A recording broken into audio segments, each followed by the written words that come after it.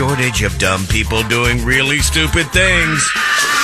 Welcome to another edition of Idiotology with Lynch and Taco. 1011 WJRR. Bunch of freaking idiots. All right, this hour of the Lynch and Taco Show is brought to you by Pizza Longwood, just west of I-4. Obviously, I will elaborate on some of the finds you'll be able to scoop up at Petty's today and tomorrow, heading into the weekend for your gatherings on Sunday.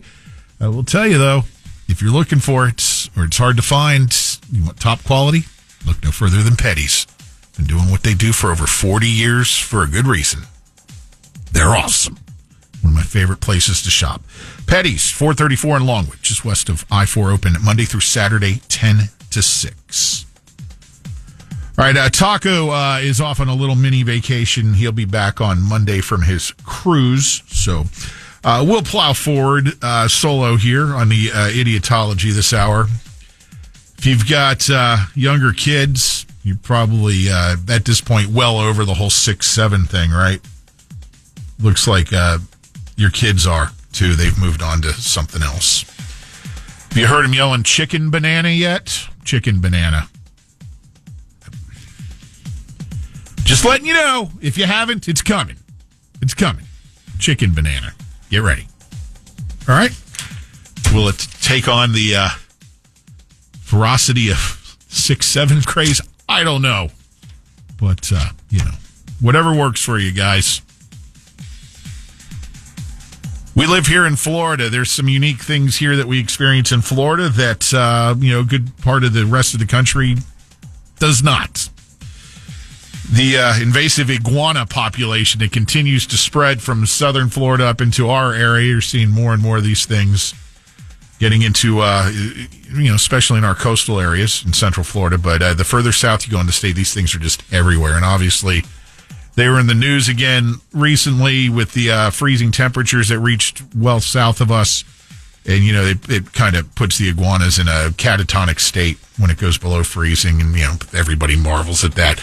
Never mind any of that. How about taking these iguanas and using them as pizza topping? If you're bringing iguanas to this place, they'll make you a pizza.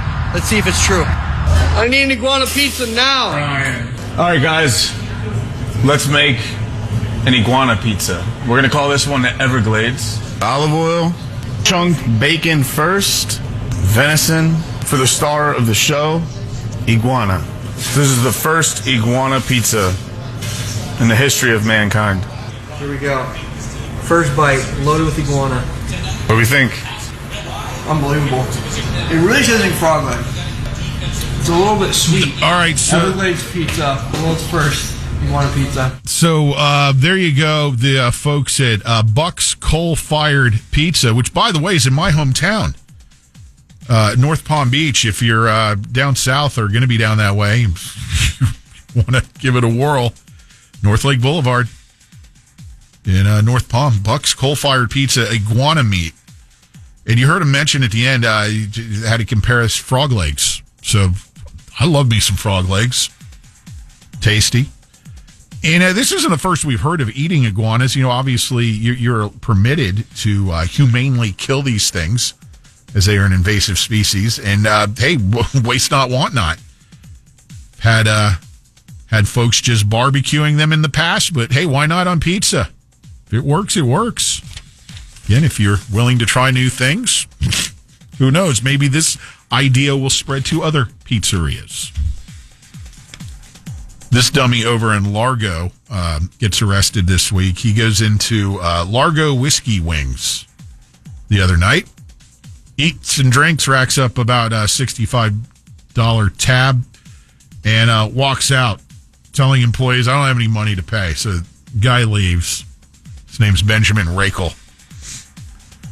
He comes back the next day because he forgot his cell phone charger.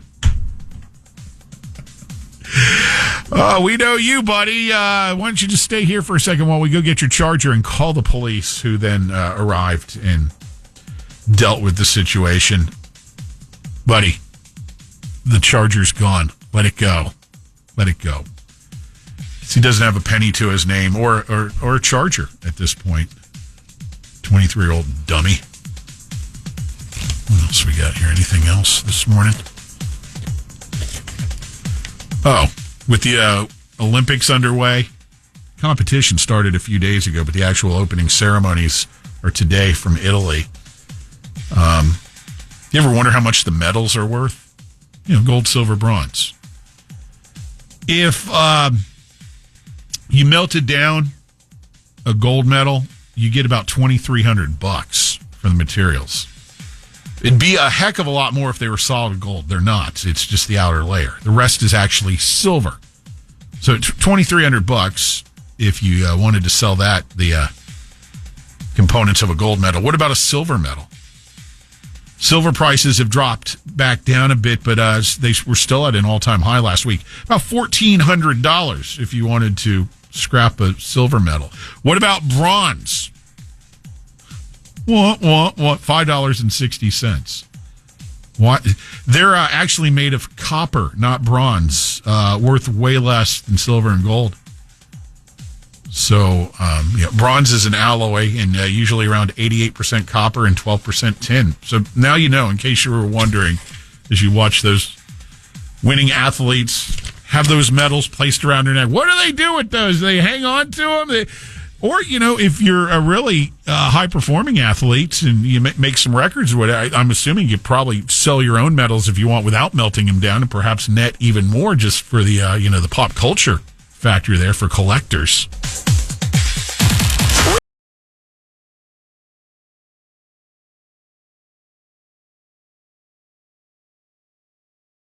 JRR.